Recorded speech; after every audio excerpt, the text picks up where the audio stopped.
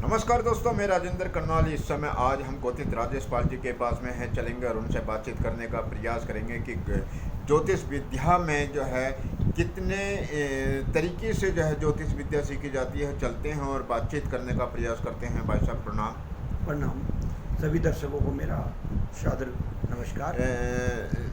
और राजेंद्र जी, आपका बहुत बहुत धन्यवाद जी। राजेश पाल जी, ये बताएं कि जो ज्योतिष विद्या है उसमें सबसे बड़ी ज्योतिष विद्या जो है वो किसको महत्व दी जाती है? देखिएगा, जो हमारी सबसे प्राचीन, आपने अनेक मुनीषों के नाम पूछे जी। कि सबसे जो प्राचीन हमारे ज्योतिष जो हैं पराशर ऋषि जी हुए हैं, जिन पर आज हम और पूरा संसार जिनके सूत्रों को लेकर के आज ज्योतिष कर रहा है। लेकिन इनके अतिरिक्त भी हुए हैं, जैसे केपी पत्ती या कृष्ण मोती पत्ती है, जिसको केपी पत्ती के नाम से बोला जाता है, जो नक्षत्र पर आधारित है, महर्षि पराशर जी की राशियों पर। और इसके अलावा जैसे भृगु होती है, जेमनी पद्धति है। जेमनी पद्धति है। जेमनी पद्धति ये महर्षि पराशर जी के शिष्य रहे जेमनी पद्धति। उनके बाद में इन्होंने बहुत बढ़िया, बहुत अच्छे सूत्र, जिनको मान्यता प्राप्त हुई, बहुत अच्छे सूत्र दिए। इसके अलावा भी अष्टक वर्ग सिद्धांत से भी हम ज्योतिष करते हैं जी। इसके अलावा जो बहुत ही महत्वपूर्ण है, जिसको ताजिक ज्योतिष बोले जाते हैं, ताजिक ज्योतिष या नीलकंठी ज्योतिष बोली जाती है। इसमें आज भी ये फारस से आई है, ऐसा कहा जाता है, क्योंकि इसके अंदर जो आज भी फारसी में ही पढ़ाई जाती है, फारसी के योग हैं, जबकि हम हिंदी में पढ़ाते हैं। लेकिन फिर भी जो कुछ शब्द हैं, जैसे इत्साल योग, इसराफ योग, रुद्र योग, ये योगों के नाम आज भी फारसी में ही लिए जाते हैं, फारस में ही लिए जाते हैं, लेकिन बहुत सॉलिड है। प्रश्न ज्योतिष इसी का अंग है। इसके अलावा भी हम ज्योतिष में मैदनीय ज्योतिष का अध्ययन करते हैं। सामुद्रिक ज्ञान, हस्तरेखा है, उसमें मस्तिष्क की रेखा है, ये सब हम इसके माध्यम से हम सीख सकते हैं, इसके माध्यम से हम भविष्यवाणी कर सकते हैं। अंकगणित, अंक ज्योतिष है, और मुख्यतः यही है। वैसे लाल किताब भी आजकल चल रहा है, लाल किताब के नाम से। तो ये इस प्रकार की सभी अपने अपने स्तर पर अपना अपना एक विशेष महत्व रखती है। अच्छा गोती जी, जिस तरीके से विदेशों के अंदर अंकों के माध्यम से जो है वो ज्योतिष विद्या का ज्ञान दिया जाता है, लेकिन यहाँ हमारे जो हिंदुस्तान में है, अंकों के अलावा और भी कई रास्ते बताए जाते हैं, उस पर क्या कहना चाहेंगे? हाँ, जैसे वास्तु दोष हो जाता है, बहुत सारी इस तरीके की चीजें हो जाती हैं। वास्तु और ग्रह को भी इसको ज्योतिष में जोड़ दिया जाता है। देखिएगा, ग्रह, खगोल में ग्रह, कोई सा भी पिंड है, नक्षत्र है, इनका सबका अध्ययन ही जो है वही ज्योतिष है। इन्हीं के माध्यम से हम प्रत्येक ज्योतिष के प्रत्येक सूत्र, प्रत्येक वैज्ञानिक कह लीजिएगा या मुनीषी कह लीजिएगा, हमारे जो प्राचीन मुनीषी थे, जो हमें खोज करके दे करके गए हैं, आज हमें उनके शास्त्रों को पढ़ने की आवश्यकता है। आज हम पढ़ते नहीं हैं। सबसे बड़ी कमी हमारे अंदर आ गई है कि हम पढ़ते नहीं हैं। बिना पढ़े 2-4 सूत्र सीखे और उस पर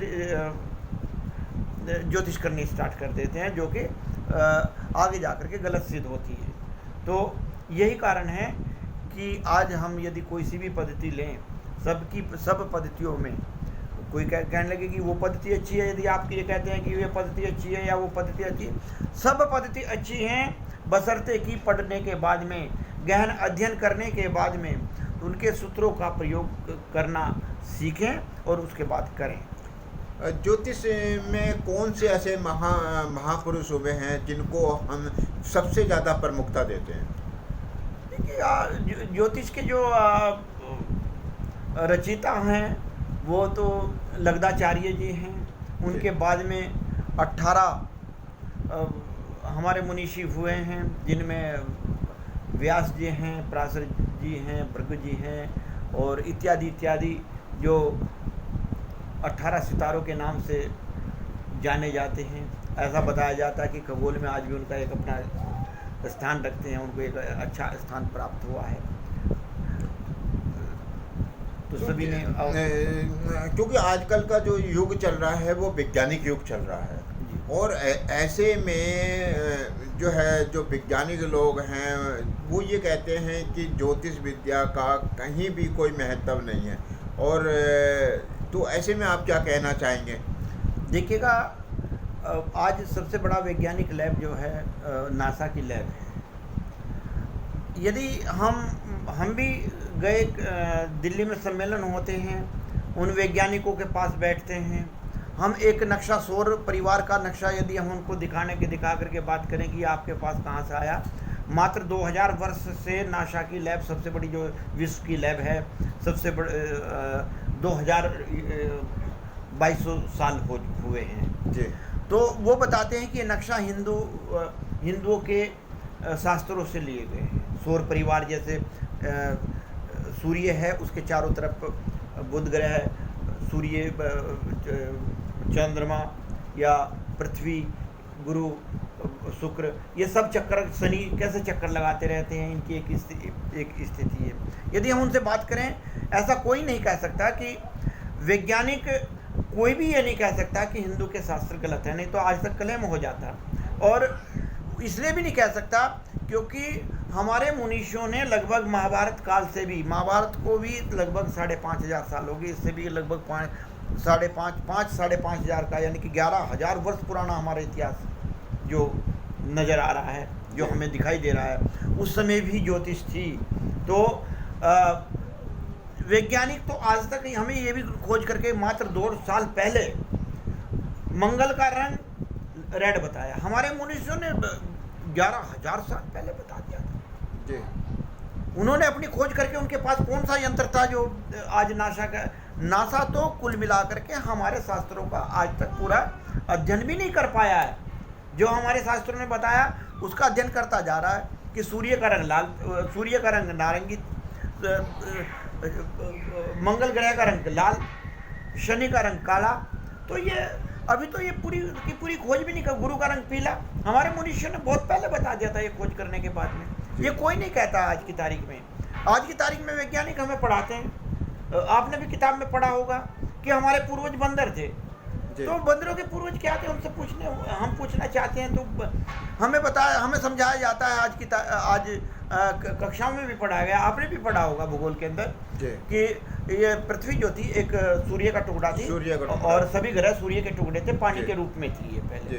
जब मैं उन्हीं वैज्ञानिकों से ये पूछना चाहता हूँ कि जब ये पानी का बुलबुला के रूप में थी, तो आज कोस कोस पर, आपने एक कहावत सुनी होगी, कोस कोस पर बदले पानी, 4 कोस पे वाणी।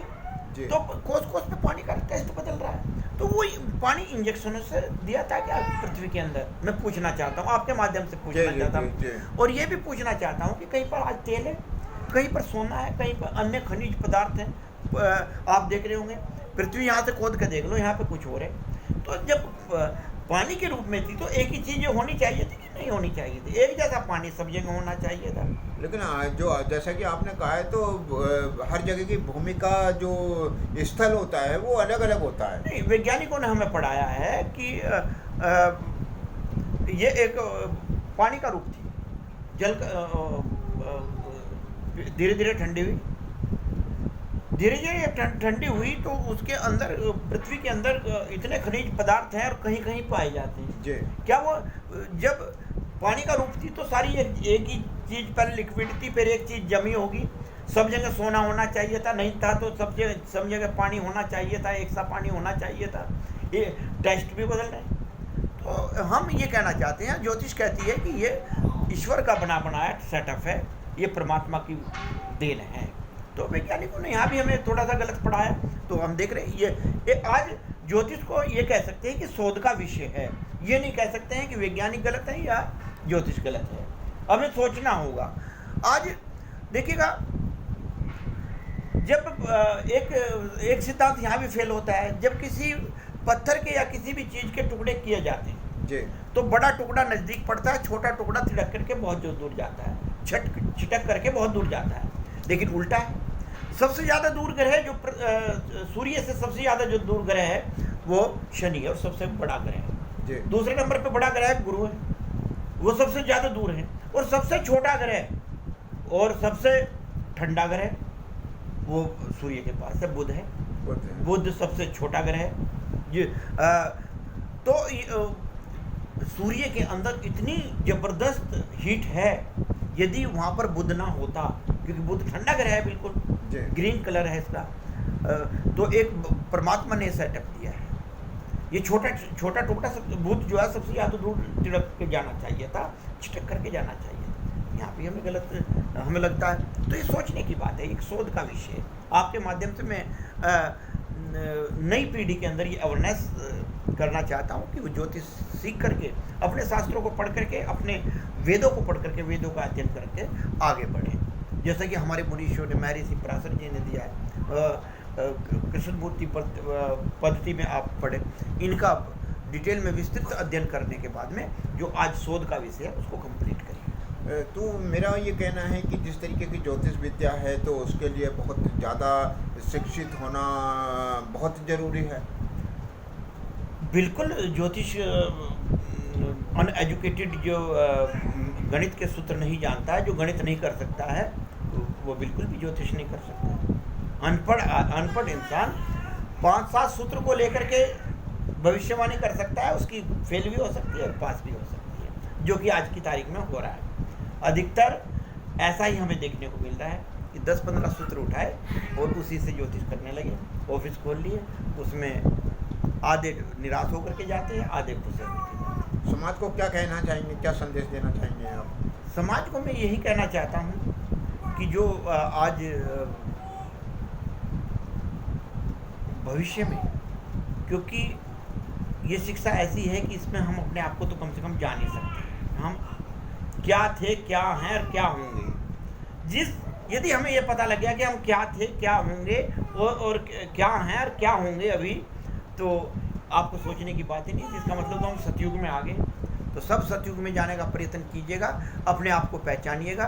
वो जो सिर्फ और सिर्फ एक हमारी शिक्षा दी है, वेदों की एक ही शिक्षा है, ज्योतिष को आप अध्ययन करके कम से कम अपने बच्चों को आगे अध्ययन करा करके भावी पीढ़ी को बचाएं और सतयुग की तरफ चलें।